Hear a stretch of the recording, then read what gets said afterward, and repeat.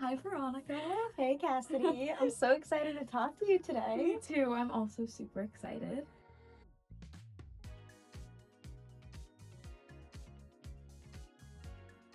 So, one thing we have in common is that we both did like TYA shows here, which is like theater for young audiences. And Yes. I was wondering if growing up you ever saw a TYA production, and if so, how did that influence you today? I grew up loving Annie, and so I went to a few productions of Annie. Yes, I loved it. Me too. And what else did I see growing up? I come from like a really big theater family. We went to lots of public theater and like community theater growing up. Yeah, Annie was my first musical that I was ever in. But TYA was actually why I got into musical theater because this is so interesting, but like there's like a Bye Bye Birdie production. Really? Yeah. Junior, and they performed at my public school. I was like, I went home with my mom and I was like, I have to do theater, like I have to do this. So my mom put me in classes, but then I also got into it through like Paper Mill Playhouse. I did like the children's theater on tour. So TOA was such a big part of my life. So I'm glad that we've been able to do some TYA here. Yes. Yeah, I was in Frog and Toad here, a year of Frog and Toad, and I was a turtle. And we got to like travel to the Evanston schools in the spring, and it was such a rewarding experience. And we did like little activities with them. So I was super excited to bring theater back into the Evanston public school community. That's so sweet. Yeah, it was great. And then my first musical at Northwestern was Imagine You, and it was really cool. big. And I was like freed an ensemble. So it was, yeah, I love TYA so much. And I'm so happy that you're in Shrek, and I love Yes. Alex. Yes, I also love Alex Lopez, our director. Yeah, we did Shrek the musical here last quarter. Yeah. It was the best experience of my life. And you were Fiona. Yes. Yes, and I was also Fiona in middle school. My favorite, Were you really? Yeah, my favorite song to sing was "You Can't Stop." No. What is it? What's the fart song? The fart song. Oh my gosh, I think I got you. I think I beat. It's so underrated. It's Yeah. such a great It's song. I Honestly, loved it. all of the music in Shrek is so amazing. Yeah. It's such a wonderful musical. We also got to like perform with kids. Yeah.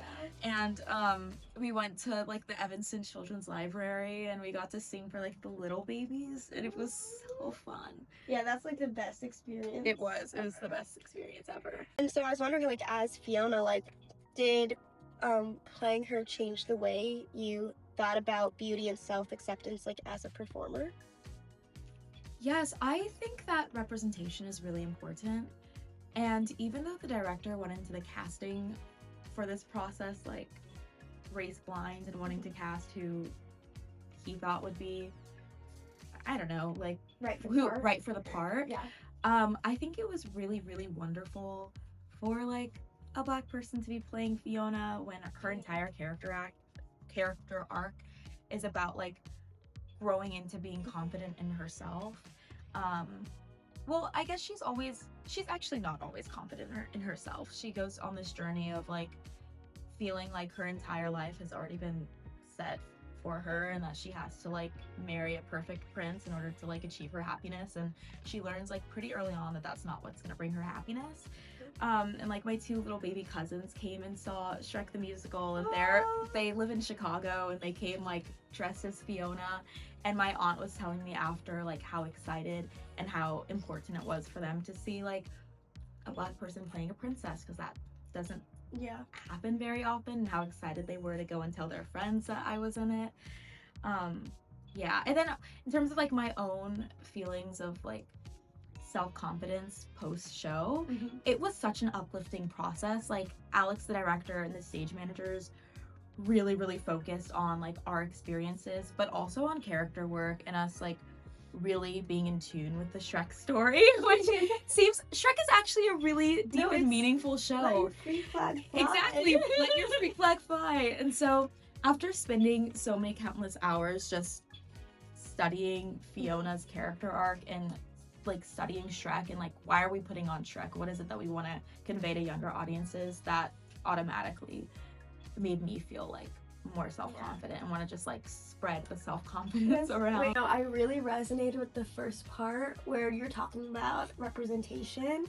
This is like such like a huge memory for me, but when I was like doing children's theater on tour in Jersey, I was cast as Anna in Frozen, and like, oh my gosh, I never thought I'd be cast as that role, obviously. Why? Well, I don't look like the Disney princess. And then I got cast, and I remember like going to like all like the public libraries, and like a bunch of like kids that like looked like me like came up after and were taking pictures with me, and I was like, wow, like I really feel like I'm impacting these kids and making them see themselves like in theater, and that there's a place for them. So I loved that part of the story. So sweet. I feel like something I'm really grateful for in my Northwestern theater experience is I feel like I've gotten the opportunity to play, or I guess I'm getting the opportunity to play roles that like typically you would see like a white actress in. And I think like what it does for the Stuco community and for people watching, it makes them themselves feel seen, and I think that's really important. Like I'm playing Madonna this quarter in an original musical called Beef. And it's been such a fun experience. Like the actress that's playing Gaga, because it's a concert musical about beef between Lady Gaga and Madonna. The actress who's playing Gaga is Brazilian, and I'm like, this is so incredible. And I'm doing Legally Blonde next quarter, and I get to play a historically white blonde character.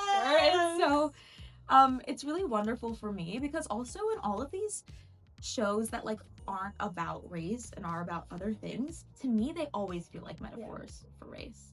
Like Elle Woods' experience being discriminated against for her hair.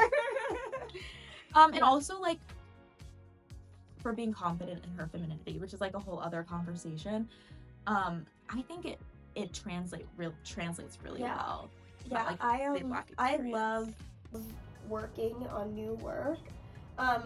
Casey actually worked on Hypertension with me, which was a new musical about a struggling religious woman named Rafaela, and she's pregnant and she's dealing with like pregnancy complications. And I just think working on new work, especially with Casey, is such a rewarding experience, because you really get to make the character your own. Yeah. And I was able to, Rafaela was Hispanic, which is what I am.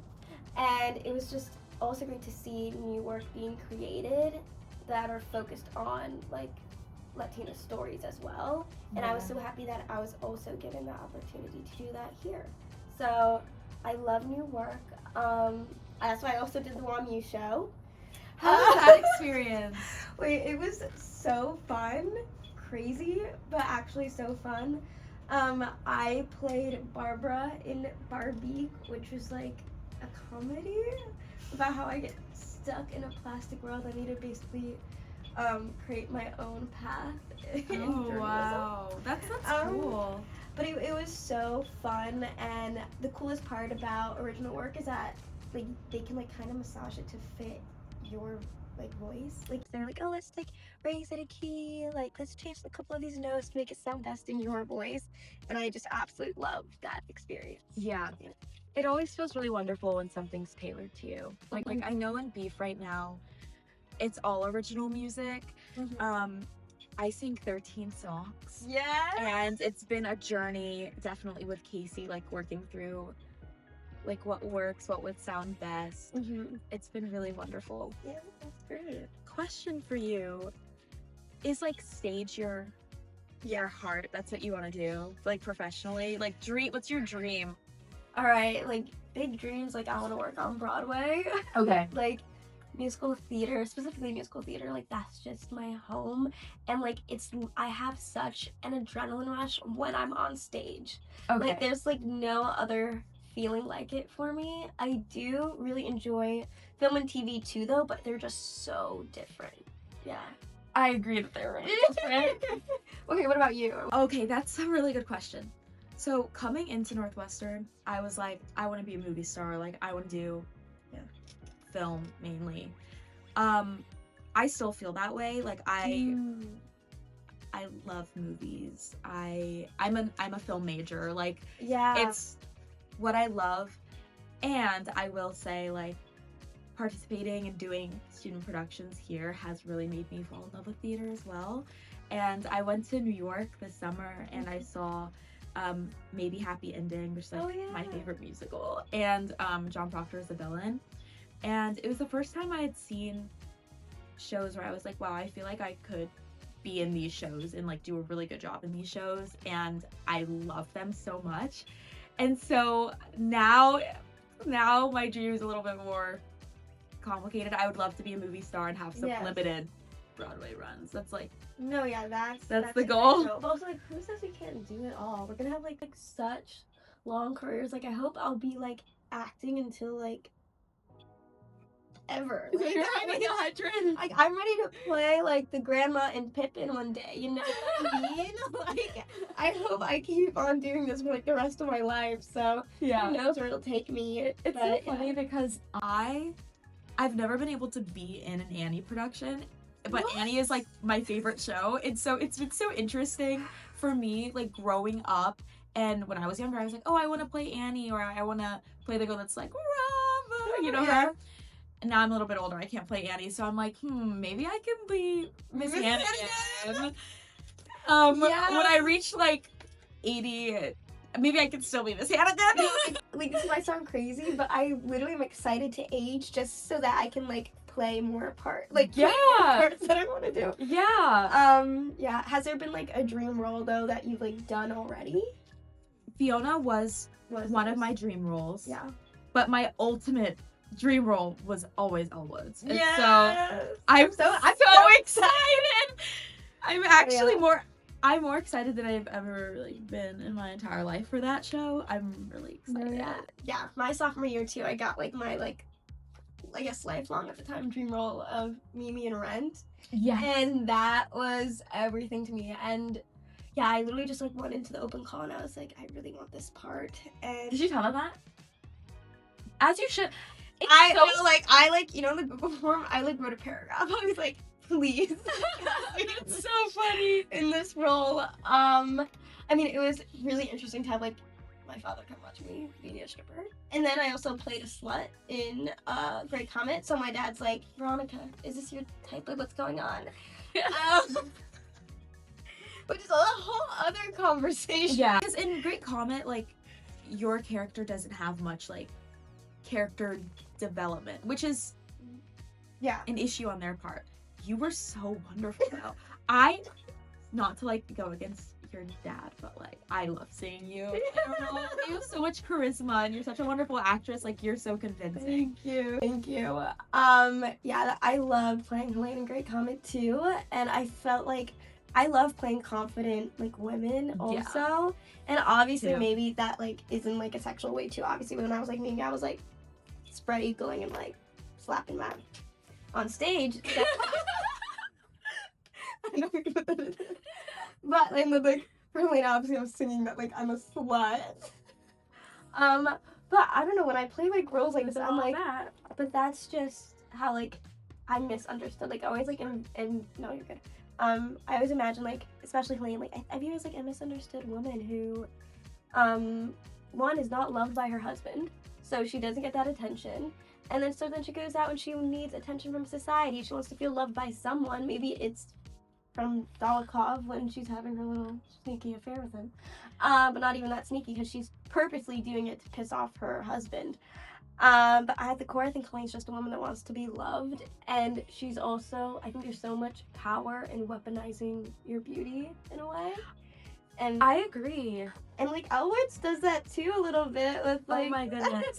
Yes, she does. I think as much as it's important for us to see all different like personality types and like women arcs in theater, I think it's equally important to like show women being confident in themselves, whether it be their sexuality, their femininity. In Elwood's case, everyone kind of like discredits her because she wears pink and because she's effusive and because she's confident, but she's like just as deserving as all of them are. And I think that those are important arcs for kids to watch as well. Yeah, and I think there's also a huge element of bravery, like with Elwood's, like going against the grain, so many people telling her no, all this stuff, and she keeps going.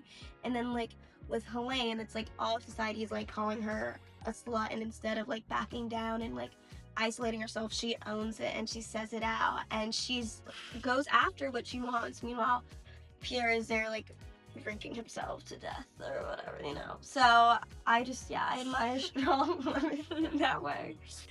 Yeah. I would say like post-grad. Oh my gosh. Well, I have no idea what it looks like for a theater major post-grad.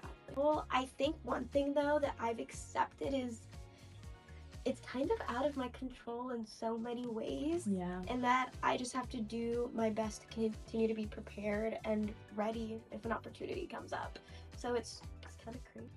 But yeah, I definitely feel like I've grown up acting like you and like knowing that I wanted to be an actor, and there are definitely periods where I'm like, oh no, like I really wanted to book this, why didn't I book this? Or you know, and I've like completely disregarded that mindset, especially being here in school when there are like so many opportunities to get involved in so many different things. Like for me, I just see every little thing that I do as something that can possibly or probably will aid me in my future career. I love your mindset. I'm not gonna like, there have been so many times when I've like doubted myself, and I'm just like, Veronica, like, can I really do this? But then at the end of the day, what keeps me going is that like, I just love it. Like, and I can't imagine my life not doing it, even though it is difficult and like a little atypical. Like both my parents are lawyers. So both my parents are lawyers, and my brother is at Yale doing computer science and like engineering, and I'm here, and like he got like this internship over the summer, and he's making like way more money than I would make, and I'm there just like, okay, but like I realize I won't be happy if I do anything else. Yeah, I'll never forget like the first moment I saw like a show and I was like, I have to do this. Like I'm in love with this. So refreshing being around theater majors, or I'm not a theater major, but also just people that take theater and take acting and performing seriously. Yeah.